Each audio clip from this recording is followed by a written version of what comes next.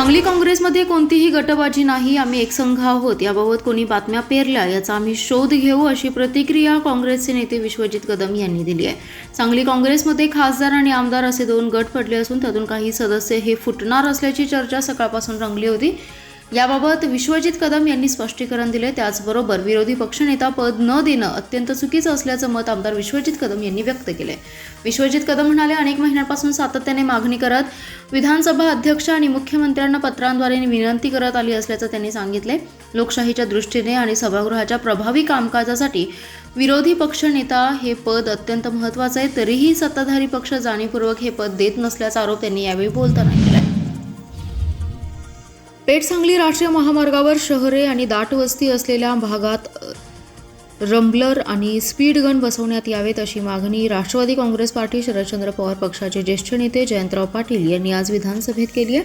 यावर विस्तृत बोलताना जयंतराव पाटील म्हणाले की केंद्रीय मंत्री नितीन गडकरी यांच्या पुढाकाराने पेठ नाका ते सांगली राष्ट्रीय महामार्ग अतिशय चांगला केला. परिणामी वेग वाढलाय. त्यामुळे शहर आणि वस्ती असलेल्या भागात उदाहरणार्थ ईश्वरपूर, आष्टा, कारंजवाडी, कसबे, डिग्रज अशा भागात रंबलर लावण्यात यावे, तसेच स्पीड गन बसवण्यात याव्यात अशी मागणी केली आहे. जयंतराव पाटील म्हणाले की मुख्यमंत्र्यांनाही याबाबत पत्र दिलं आहे. यावर परिवहन मंत्री प्रताप सरनाईक यांनी याबाबत सकारात्मक प्रतिसाद देत येत्या काळात त्याबाबत निर्णय घेतला जाईल असं आश्वासन दिलं.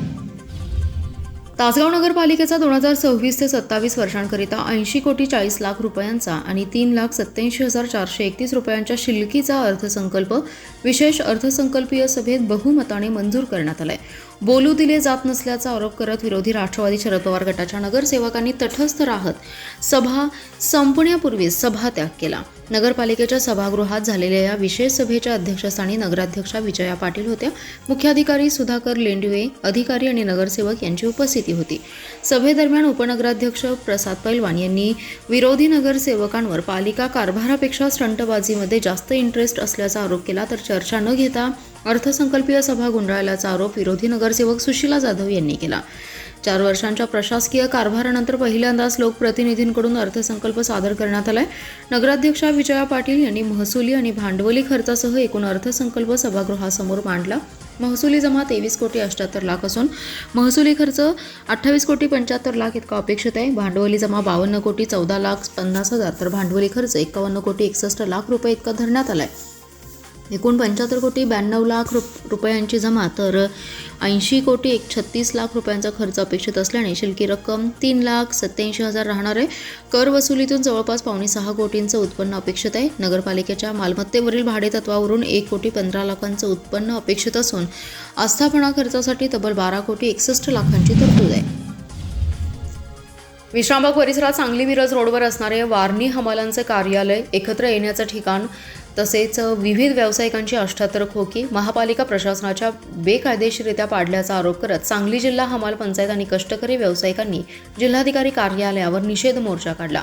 कारवाई चुकीची असल्याचा दावा करत महापालिका प्रशासनाने संबंधित सर्व व्यावसायिकांचे स्वखर्चाने पुनर्वसन करून द्यावे अशी मागणी केली आहे. काम बंद ठेवून हमाल पंचायतच्या वतीने काढण्यात आलेला हा मोर्चा मार्केट यार्डपासून सुरू झाला. क्रांतिसिंह नाना पाटील स्मारकजवळ इतर अन्यायग्रस्त कष्टकऱ्यांचा मोर्चा सांगलीमध्ये या मोर्चामध्ये सामील होऊन पुढे जिल्हाधिकारी कार्यालयासमोर दाखल झाला.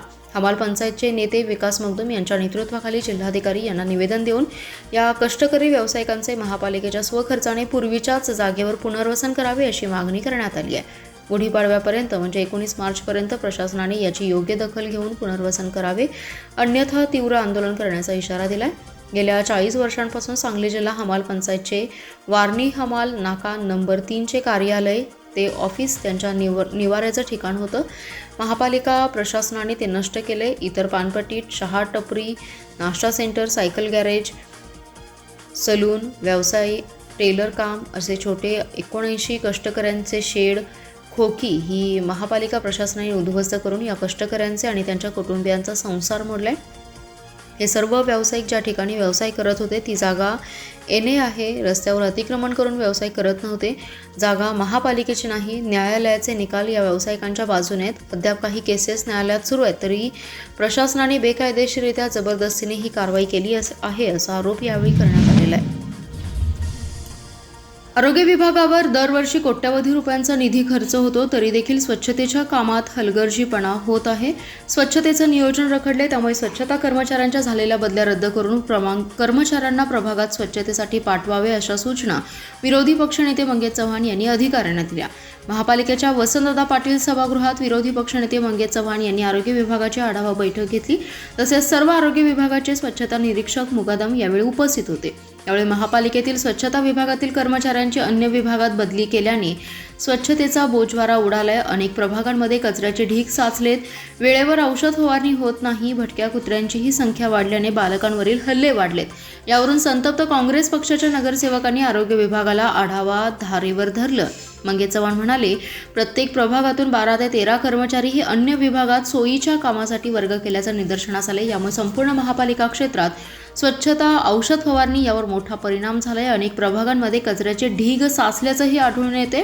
धूर फवारणी ही महापालिका प्रशासनाने परस्पर बंद केली, ती तात्काळ सुरू करावी अशा सूचना दिल्या. भटकी कुत्री डॉग व्हॅनच्या 2 गाड्या आहेत. आणखी गाड्या वाढवा, पण तातडीने भटकी कुत्री पकडण्याची कार्यवाही सुरू करा. दररोज किमान 100 भटक्या कुत्र्यांची नसबंदी करावी. महापालिका प्रशासनाने परस्पर कंटेनरमुक्त सांगलीची घोषणा करून कंटेनर गायब केले. यामुळे नागरिक उघड्यावर कचरा टाकतात. आरोग्य विभागाने आधी कंटेनरची व्यवस्था पुन्हा नव्याने सुरू करावी अशा सूचना मंगेश चव्हाण यांनी दिल्या. बाहेरगावी जाण्यासाठी पैसे न दिल्यामुळे वडिलांचा लाकडी दांडक्याने मारहाण करून खून केल्याप्रकरणी आरोपी प्रवीण देवाप्पा मोडे याला आजन्म कारावासाची शिक्षा सुनावली आहे. सांगलीतील तदर्थ जिल्हा व सत्र न्यायाधीश MS काकडे यांनी हा निकाल दिला. सरकारतर्फे अतिरिक्त सरकारी अभियोक्ता मेघा पाटील यांनी हा खटला चालवलाय. आसंगी येथे राहणाऱ्या आरोपी देवाप्पा मोडे यांनी जुलै 2021 मध्ये बाहेरगावी जाण्यासाठी वडील देवाप्पा मोडे यांच्याकडे पैसे मागितले, परंतु वडिलांनी पैसे दिले नाहीत. त्यामुळे त्यांच्यात वाद झाला. तेव्हा मध्यरात्रीच्या सुमारास प्रवीण याने वडिलांच्या अंगावर धावून जात मारहाण करण्यास सुरुवात केली. त्यांच्या छातीवर, डाव्या बाजूस आणि डाव्या बरकडीवर आणि डोक्यात लाकडी दांडक्याने मारहाण केली. या मारहाणीत देवाप्पा हे गंभीर जखमी होऊन त्यांचा मृत्यू झाला. त्याबाबत मृत देवाप्पा यांची पत्नी कस्तुरा यांनी उमदी पोलीस ठाण्यात मुलाविरुद्ध फिर्याद दिली. उमदी पोलिसांनी आरोपी प्रवीण याला तात्काळ अटक केली. तत्कालीन पोलीस उपनिरीक्षक NB दांडगे यांनी तपास करून न्यायालयात दोषारोप पत्र दाखल केलं. या खटल्यात सरकारतर्फे ॲडव्होकेट मेघा पाटील यांनी काम पाहिले. फिर्यादी कस्तुरा मोडे, तपास अधिकारी यांची साक्ष ग्राह्य मानून आरोपी प्रवीण याला दोषी ठरवलं. त्याला खून केल्याप्रकरणी आजन्म कारावास आणि 10,000 रुपये दंडाची शिक्षा सुनावली आहे. विश्रामबाग परिसरातील रेल्वेच्या हद्दीतील अतिक्रमण हटवताना महापालिकेच्या अधिकारी आणि कर्मचाऱ्यांना अरेरावी करणाऱ्या मनसेच्या जिल्हाध्यक्षांसह 3 गुन्हा दाखल करण्यात आला. या प्रकरणी महापालिकेचे अधिकारी नागार्जुन नागापा मद्रासी यांनी विश्रामबाग पोलीस ठाण्यात फिर्याद दिली आहे. मनसेचे जिल्हाध्यक्ष तानाजी सावंत, विक्रांत रणभिसे आणि हबीब जमादार अशी गुन्हा दाखल झालेल्यांची नावे सांगली मिरज रस्त्यावरील मुख्य विश्रामबाग चौकात रेल्वे विभागाच्या जागेवर सुमारे 67 अनधिकृत खोकी अनेक वर्षांपासून वसली होती. त्यामुळे महापालिकेच्या नगररचना विभागाने सोमवार 16 फेब्रुवारी रोजी महापालिकेच्या अधिकारी कर्मचाऱ्यांचा मोठा फौजफाटा 2 JCBंसह घटनास्थळी आला. कर्मचाऱ्यांनी थेट खोक्यांवर JCB चालवला. खोकीधारकांनी या कारवाईला जोरदार विरोध सुरू केला. अनेकांनी प्रशासनाबरोबर हुज्जत घातली. खोकीधारकांनी आयुक्त गांधी यांच्यासह अतिरिक्त आयुक्त राहुल रोकडे, उपायुक्त स्मृती पाटील यांनाही घेराव घालत जाब विचारण्यास सुरुवात केली. मात्र आयुक्त गांधी यांनी शांतपणे सगळ्यांचं ऐकून घेत पोलीस बंदोबस्तात कारवाई सुरूच ठेवली. यावेळी काही खोकीधारक JCBच्या आडवे पडले. काहींनी JCBवर चढून तो बंद पडला, तर काही खोकीधारक खोक्यांच्या छतावर उभे राहून कारवाईला विरोध करत होते. महापालिकेच्या अधिकाऱ्यांविरोधात खोकीधारकांनी शंखध्वनीही केला. त्यामुळे मोठा तणाव निर्माण झाला. महापालिकेच्या या कारवाईनंतर आठवड्याने अतिक्रमण विभागाचे अधिकारी नागार्जुन मद्रासी यांनी विश्रामबाग पोलिसात फिर्याद दिली. अतिक्रमण हटवण्याचे कायदेशीर काम सुरू असताना संशयित तानाजी सावंत, विक्रांत रणभिसे आणि हबीब जमादार यांनी जाणीवपूर्वक अरेरावी करून शासकीय कामात अडथळा आणल्याचे फिर्यादीत म्हटले. त्यांच्या फिर्यादीवरून पोलिसांनी संशयित तिघांविरोधात गुन्हा दाखल केला आहे.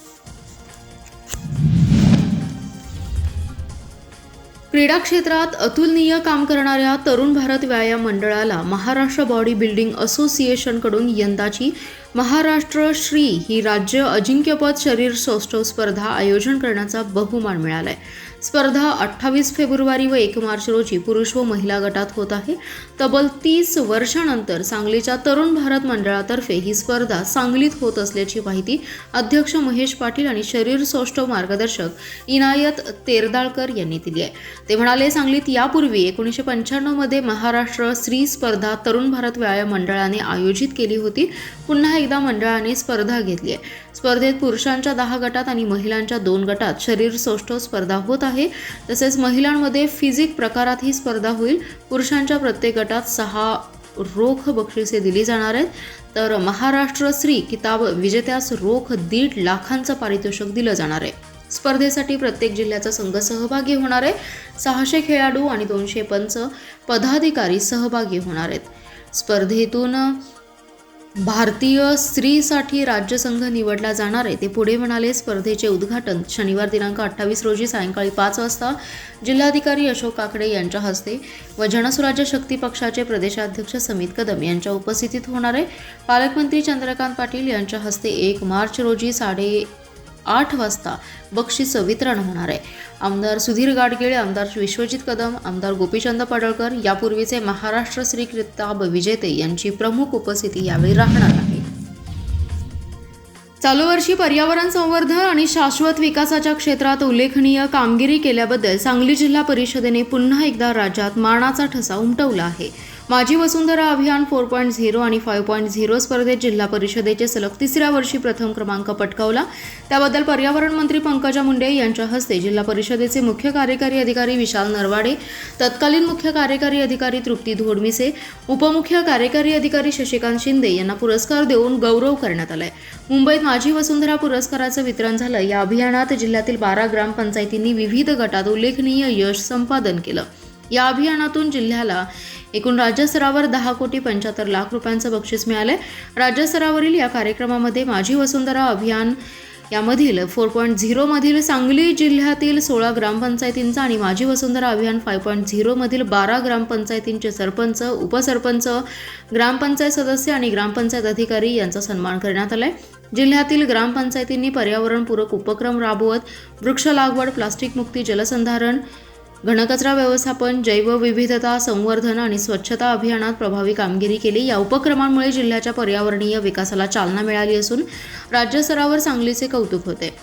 या यशामागे झेडपी प्रशासनाचे नियोजनबद्ध प्रयत्न महत्त्वाचे ठरले। सलग 3ऱ्या यशामुळे इतर जिल्ह्यांसाठी आदर्श निर्माण झालाय, त्याबद्दल प्रशासनाचं विशेष कौतुक करण्यात आलंय।